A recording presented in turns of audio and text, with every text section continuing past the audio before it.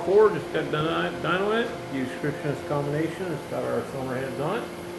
Got the Edelbrock air gap. Got the Demon carburetor. MSD Pro Billet. It's got a custom grind hydraulic roller. Got the Champ front sump oil pan on it. Take you in there and show you how it ran. Alrighty, 3,400, 508 foot-pounds of torque. Peaks torque 528, good and flat there. Peaks horsepower 506. So we rate at 500, so everything's good. Get her off there, get in the crate, come your way. Have a great day.